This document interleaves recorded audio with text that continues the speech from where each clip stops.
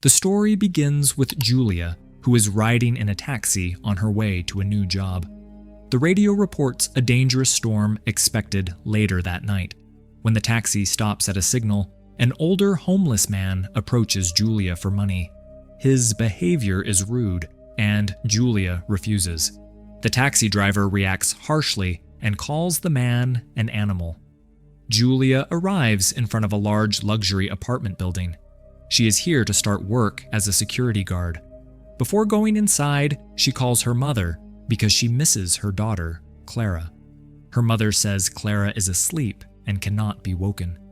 Julia asks her to tell Clara that she called. After the call, Julia takes her medication, hinting she may be dealing with an illness. Julia enters the building, which was once meant to be a high-end apartment complex, but was never completed. It failed for unknown reasons, and now it's abandoned. Her job is simply to watch over the empty place and make sure nothing gets damaged or stolen. Julia meets Dixon, who explains the job rules and gives her a tour. He says security is key here. One guard watches the CCTV and the other must patrol every 2 hours. The building's interior is impressive, and Julia even praises it. Dixon also mentions that some areas lose power, so she'll need to reset the breakers. He takes her to the monitoring room, where she meets Cooper. He's already on duty, but he's rude from the start. When Julia offers a handshake, he ignores her, clearly unhappy with her presence. Dixon adds that she must wear a head camera during patrol so Cooper can guide her. Then he leaves. Cooper tells her to put on her uniform and directs her to the locker room, again making uncomfortable comments, though Julia stays calm. After changing, she joins him in the monitoring room. Night has fallen, and the storm has begun. Julia tries to talk, but Cooper stays harsh. He complains that Dixon keeps hiring college students who quit fast, and he always ends up training them. He asks Julia's age, but she doesn't answer. He then mocks her fighting skills and questions why Dixon hired her, but Julia doesn't get friendly with him. Julia tries to tolerate Cooper's harsh attitude, but she finally gets angry when he lifts her purse and makes bad comments about it. She firmly tells him not to touch her things. Cooper, however, laughs it off. Julia then heads out for her patrol. Inside the elevator, Cooper suddenly cuts the power. Julia gets stuck midway and becomes scared. She hears whispers in the darkness and panics. Begging Cooper to help. Seeing her fear, he claims he was only testing and switches the power back on. Julia steps out, shaken and angry, but there's nothing she can do except act mature and keep working. She continues exploring different sections of the building. One hall surprises her with its beauty, and Cooper watches her through the monitors. He then sends her to another area, which also looks impressive. But when she sees her reflection in a mirror, she catches a disturbing glimpse of herself and gets frightened, though she convinces herself it was just her imagination. She later goes down to the basement and finds a dead animal. After her patrol, Julia returns to the monitoring room, where Cooper gives her food, saying it's company policy. On the table is a photo of his daughter. He avoids discussing her. Julia then shows him a picture of her own daughter, Clara. A little later, Julia notices that one camera feed is missing. The blueprint labels that spot as Area 441. But when she asks Cooper, he insists that no such area exists. Julia grows suspicious because there is a breaker assigned to that section. She ignores Cooper's denial and decides to check it herself. When she flips the breaker, the lights in that area turn on. She finds a metal door that is locked. As she listens, she thinks she hears something from the other side, but chooses to dismiss it.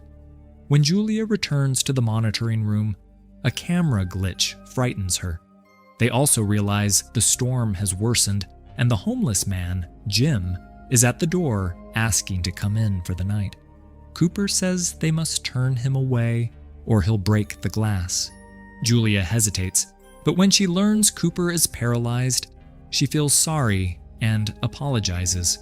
Cooper still can't let Jim in or he'll lose his job. They go to the gate, where Jim pleads to stay for the night. Cooper refuses, but Julia pities him, brings him inside, and settles him in one spot. Jim also has his dog. Jim apologizes for his earlier behavior, remembering her. While checking his things, Julia finds a hammer and gets an idea. She returns to Area 441 and tries breaking the metal door's lock.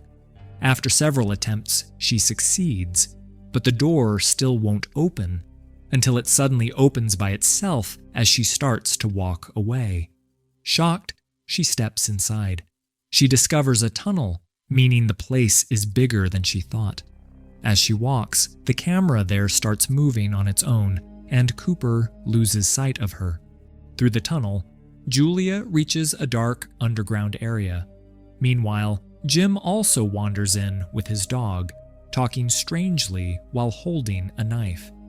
Even though Julia told him not to roam, he still entered the same section through the tunnel. But neither of them sees the other. Julia sees hospital beds and equipment in the area. For a moment, she even spots a little girl, but she vanishes immediately. As she explores, she wonders why such items were kept here, as if someone lived here, or someone was forced to stay. She then finds a classroom with children's drawings on the walls. One drawing shows 4 figures named Alex, Ethan, Benny, and Johnny. The place feels extremely disturbing. Julia already sensed something was wrong. She steps on a doll and gets scared, then picks it up. At that moment, her connection with Cooper returns. Julia angrily asks where he was. She tells him about the shelter and asks if he has seen it before. Cooper says they aren't allowed there. He then notices Jim is no longer in his spot, and someone has shut the door to Area 441. Julia panics, feeling trapped in this maze-like place. Cooper calms her and tells her to retrace the path she used to enter.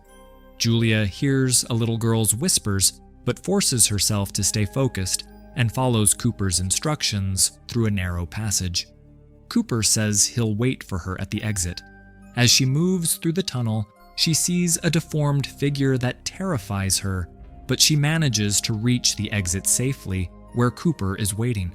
Cooper asks her what happened, and Julia says someone else is inside, but she can't clearly describe what she saw. Cooper tells her Jim must have locked her in, reminding her he warned her not to let Jim inside.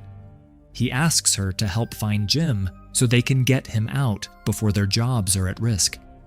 Meanwhile, Jim is walking deeper into the maze-like underground shelter with a lighter. The place is huge. Suddenly, someone blows out his lighter. Jim quickly lights it again, but now he feels a strange breeze.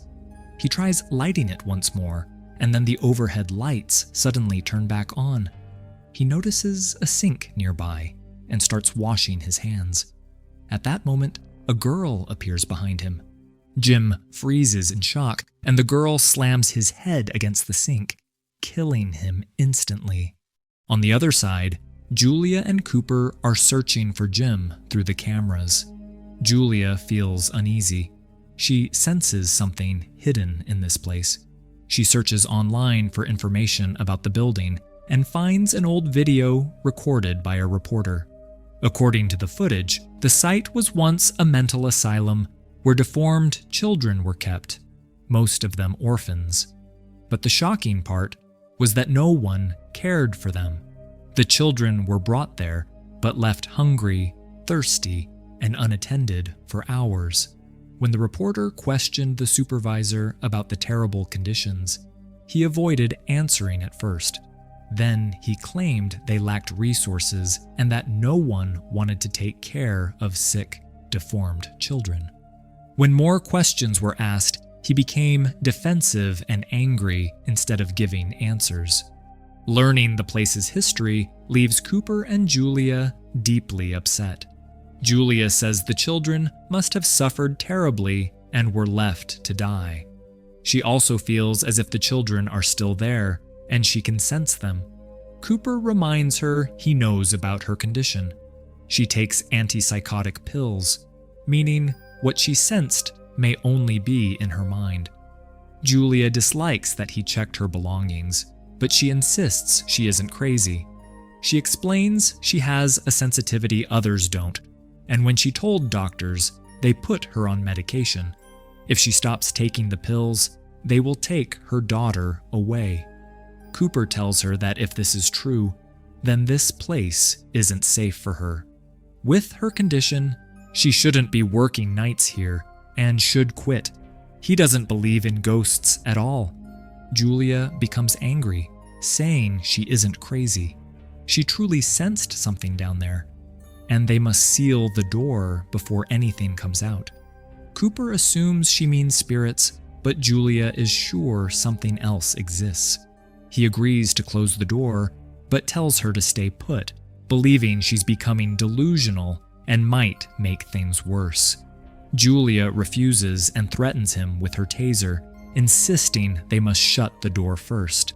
Cooper promises he will, then uses the chance to handcuff her so she can't interfere. Julia cries out not to leave her alone, but Cooper no longer trusts her judgment.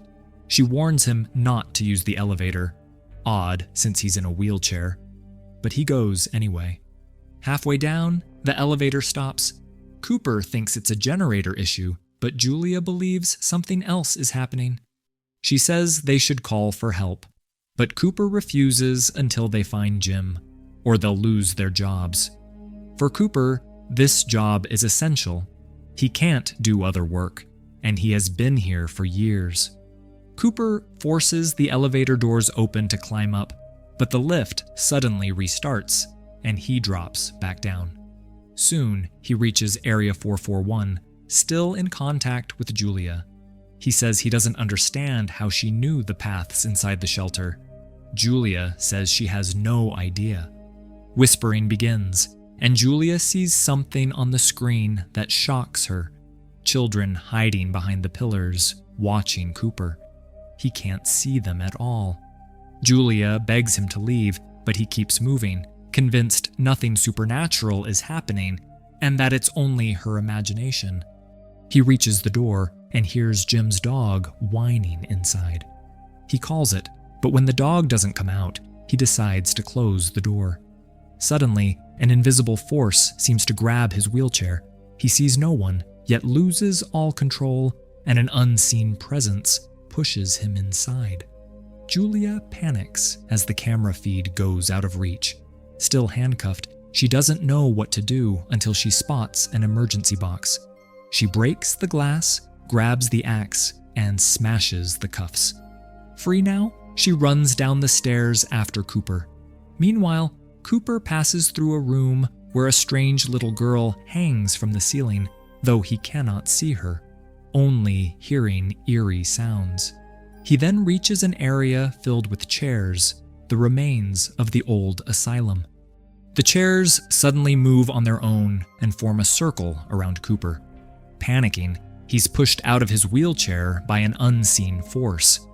Meanwhile, Julia reaches the area, finds Jim's dog at the doorway, and takes it while searching for Cooper. She soon discovers Jim's dead body, which horrifies her, and she breaks down, crying. A child spirit appears and says, "My friends will never let you leave." Through tears, Julia asks why, and he replies they don't like grown-ups. The child then shows her the past. Julia sees how the children were mistreated, nurses yelling at them, treating them harshly, offering no care. The children tried to escape, but always failed. The vision leaves Julia emotional. Later, the staff locked all the children together without food or clean water. Forced to drink dirty water, they eventually died. Suddenly, Julia sees Clara drowning in that same water. Panicked, she runs to save her, but Cooper appears and tells her Clara isn't there. The spirits are manipulating her mind. Julia ignores him and jumps in. The water feels extremely deep, and she can't get out. Cooper pulls her up, but when he tries to climb out, she can't hold on to him. A hidden force drags him underwater. Julia cries helplessly, devastated that she couldn't save him. Terrified, she tries to escape, but as the child warned, they won't let her leave. Everything begins shaking violently like an earthquake. Julia reaches the door, crying and screaming for them to let her out. A deformed little girl appears near Julia. Julia gently calls her close, comforts her, and says it isn't her fault. She hugs the child and adds, "I love you just the way you are, but I have to go now." More children were standing around, and Julia wanted them to know she understood their pain. Finally, they were ready to let her leave. When she reaches the door, it opens on its own. The scene shifts to a hospital, where Julia lies unconscious on a bed. Moments later, her machine flatlines. She has died. Here, the real truth is revealed. Julia was actually a deformed child in a coma for a long time. Cooper, in the real world, was her caring father. Everything we saw was happening inside Julia's mind, holding a deep but simple meaning. In the world Julia created in her mind, every character was tied to her real life. Cooper was her father, Dixon her doctor, Clara, imagined as her daughter, was actually her doll's name, and Jim was a hospital patient. The children she saw were figures she had once drawn when she wasn't in a coma, because she grew up in the hospital with no real friends. The entire story is symbolic. Every element carries meaning. The storm, the abandoned hospital, the hidden shelter, the glimpses of children, and finally, Julia accepting her condition. It reflects guilt, psychological collapse, and inner punishment. At its core, the film shows the pain of a deformed, sick child, her fear, loneliness, and helpless imagination trying to survive her suffering. Once you feel that, nothing in the story seems confusing. It's not meaningless, it's emotional. A similar theme appeared in Dark Floors, released in 2008, where a child's hidden pain shaped the narrative. We have explained that film on our channel as well. Why did Cooper appear rude in her imagination? Julia's mental state was damaged. Trauma and guilt made her subconscious create a harsher, distant version of her father, someone who ignored her or couldn't understand her. This distorted image came from her own emotional pain, not from who he truly was. This behavior symbolically reflects Julia's inner pain. When someone carries guilt or emotional turmoil, they start seeing people through a distorted lens. That's why Cooper appears rude and uncaring in her imagined world. In reality, her father sat beside her hospital bed, likely feeling guilt and helplessness. But Julia's mind created a harsher version of him, which later appeared cold and distant. In the opening scene, when Julia arrives at the luxury apartment and Dixon mentions it was built with great hope but left unfinished, it mirrors Julia herself. She was born with a beautiful mind but a flawed body, leaving her abandoned and isolated despite being a wonderful person. It almost feels like a symbolic message for every special child. Overall, this film shows pure pain, the kind that's hard to express in words. What do you think about this interpretation?